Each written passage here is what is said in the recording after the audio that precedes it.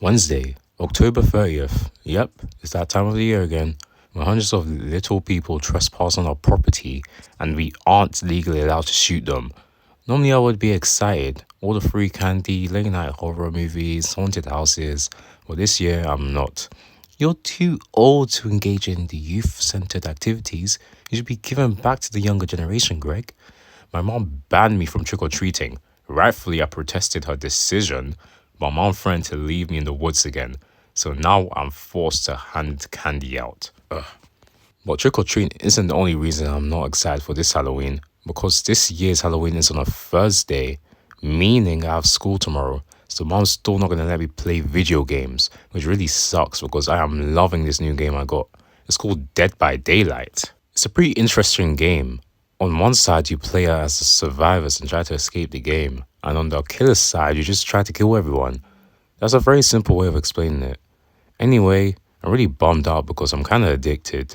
Looping him in at the shack and moving over to the main building. Thursday, October 31st. Holy banana balls. Roderick is my savior.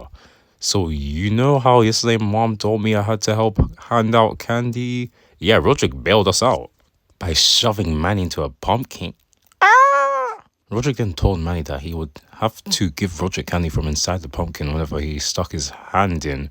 Then Roderick would give him the key. The key being a cinder block on top of the pumpkin. Safe to say Manny's not getting out anytime soon. With mom satisfied and dad still at work, all this part-time tonight leaves me with one thing on my mind: Dead by Daylight. I was having the time of my life, killing survivors, looping killers, and getting them blood points. It was great. Until this happened. Oh shit! While I was playing the game, this weird fog came out and sucked me in. After what felt like forever, the fog cleared, and you wouldn't believe what I saw.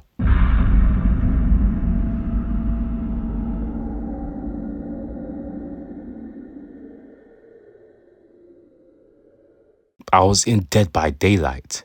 Literally. I have no idea how I got here. One minute I was in my basement, the next I was here. Ended up walking around for a while. There were lots of trees and the fog was really dense. I even started hearing some screaming in the distance. Thankfully, I eventually found someone. What the? I've never seen you before. It was Dwight. Dwight is a character in the game. And from the looks of it, he was the person I heard screaming.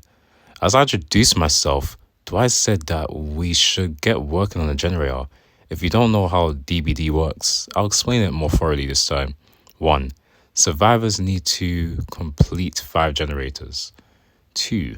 Once completed, the exit gates can be opened. 3. If a killer starts chasing a survivor, they have to use pallets and vaults to escape. 4. If the killer catches them, then the killer can hook them on a hook. 3 hooks and they die. I'm not too sure how to work an actual generator, but it can't be too hard, right? Okay, it might be a little hard. First time? Don't sweat it. I think the killers is chasing someone else right now. Oh crap. Out of nowhere, this guy with a chainsaw came from behind and gave Dwight the nastiest backstab I've ever seen. Suddenly, I was running for my life. I think the guy with the chainsaw is called the Hillbilly, but I'm not too sure. What I am sure is that if he gets me with that, I'm cooked. Oh no. Luckily, I ended up finding a loop and I managed to last while being chased by him for a bit. However, he did eventually hit me with his chainsaw. And let me tell you this, getting hit by a chainsaw hurts like a bee. I was really scared now, because how painful would it be being placed on a hook? He then began to pick me up, and I gritted my teeth, expecting the worst. Right as I was picked up, this random girl just dropped a pallet on his head. Did I know you could do that? No. Am I complaining? No. We ran for what seemed like forever, and right as he caught up to us, we opened the exit gates and he escaped. After me and her ran out of the gates, I finally got the chance to catch my breath. Ooh, thanks for saving me. Yeah, no problem. Name's Yui. You new here? Yeah, I guess I am. Say, what happened to Dwight? Not sure, probably dead. Do you know where we're going? Yeah, same places anyways, as always, sorry. I was hoping that this night would all be over. Unfortunately, it wasn't. I recognized this place. This was the main hub where the survivors sat. The killers can't go here, which is a relief. However, as we got closer to the fire, we saw that we weren't alone.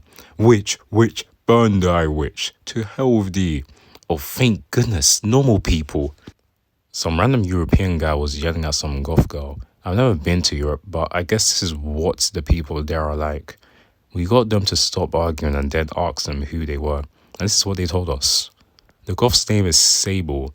As you can tell from the drawing, she's a goth. Apparently the man started calling her a witch when he caught her performing some kind of ritual in the basement. The other person is Vittorio.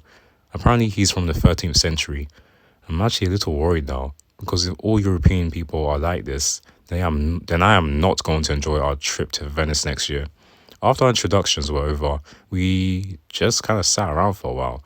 Don't get me wrong, I do not want to be here. But seeing how this place was the only safe spot from the killers, we didn't really want to go exploring. With that being said, despite this place being safe, I still got the feeling of being watched. And I was right. Here we go. Again, get ready everyone.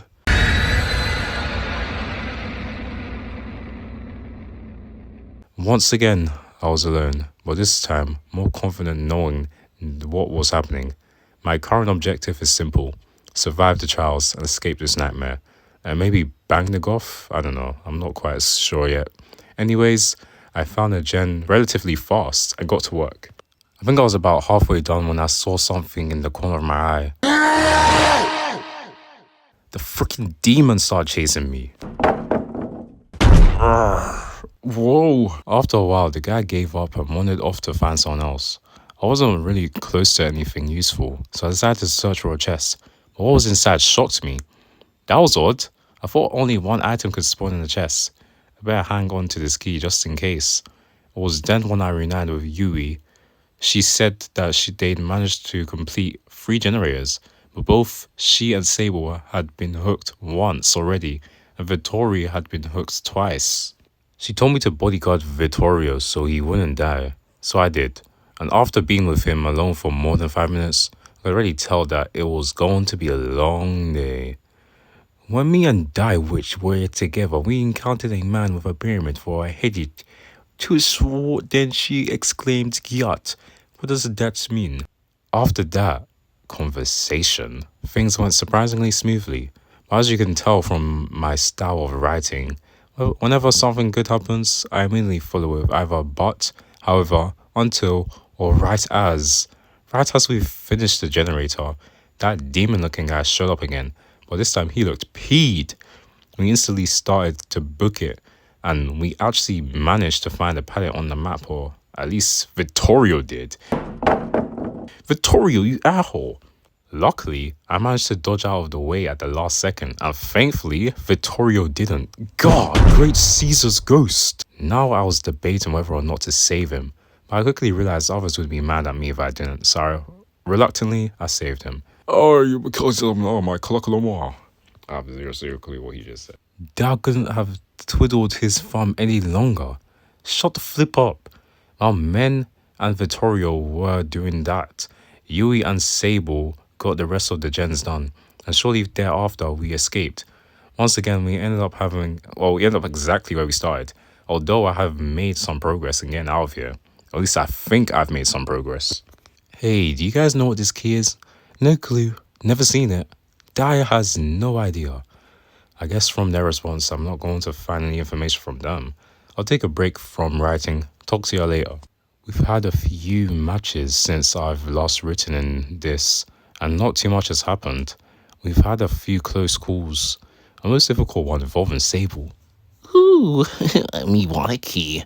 Right, still can. Other than that, we're doing pretty good. Good as in not dying. So I have no idea what to do to get out of here.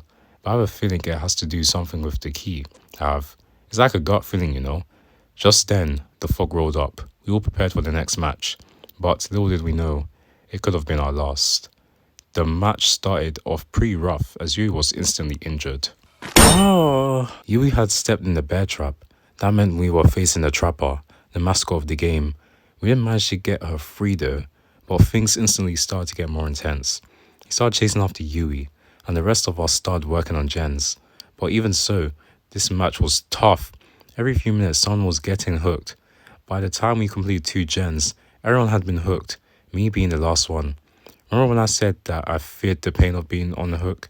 Well, call me flipping fortune teller, because that she hurt a lot. Ugh. Did I forget to mention I was hooked in the basement? Right after he finished hooking me, he didn't leave me. He just sat right in front of me. I was being face camped in the basement.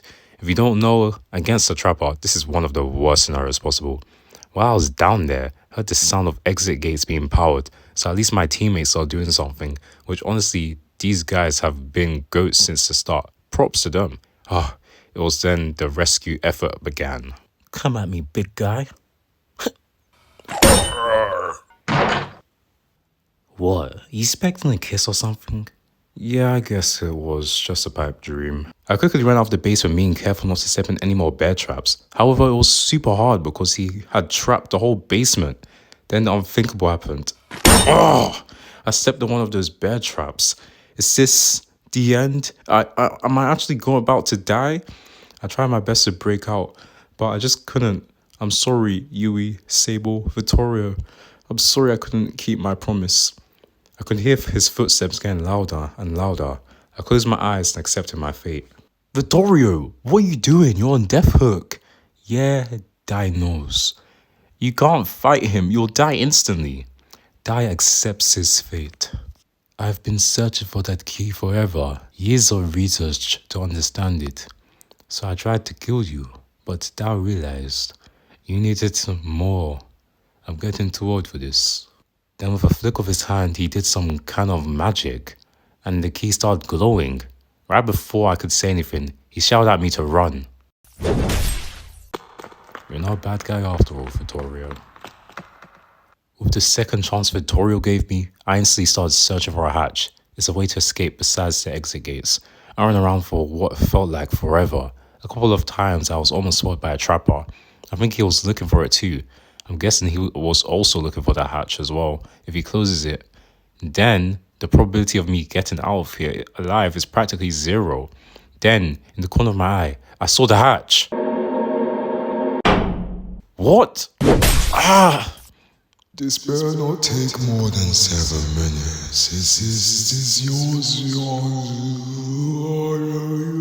Since when were there 20 of you guys? Everyone just stood there in confusion, not knowing what to do. After a bit, someone finally spoke up. What did he say? Foolish mortals, allow me to translate. You know not of what you carry, boy. That key is not of your domain. Kia, thanks for the tip. After I unlocked the hatch, I jumped in. It felt like I was falling through a giant cloud. I couldn't see much around me. I'm not sure what's going to happen to me. If I die, I'm at least happy that my friends managed to survive. If I end up back at the campfire, then I'll keep searching for Vittorio's sake. Friday, November 1st. When I woke up, I was completely disorientated. I checked the time on my phone and it said it was 4:40 p.m. The strange thing is I don't know why I was in my bed. At first I was worried that I imagined all the events that happened and that someone put drugs in the Halloween candy. But then I felt something in my pocket. Huh? I guess it was real after all. That was a relief. But now I have a new problem. Mom. When she finds out I missed school, I'm 100% getting the belt. Then I realized that I was the only one inside the house. Mom and Dad were nowhere to be found. I actually started to get nervous thinking that the entity was playing another game with me. Then I heard this from outside. Give me the rest of your teeth, Bobby. Was that Manny's voice? I quickly ran outside and you wouldn't believe what I was witnessing. The reason why Mom and Dad didn't realize I missed school. Manny broke out of the pumpkin, hunted Roderick down like a dog, and the two have been brawling it out since sunrise. Save looks like how's Roderick still alive? This guy's ribs are showing. What on earth? Mom tried to convince us to separate them, but there's no way in heck I'm getting anywhere near them. I'll give you 50 mom bucks. Manny's unconscious. So after that escapade, I went back to my room. I've had enough trouble today. Was this the best Halloween ever? Probably not. Will I play DBD again? Who knows? If I were to, though, I would make one small change. Always play with friends. Ready to have a blouse rally?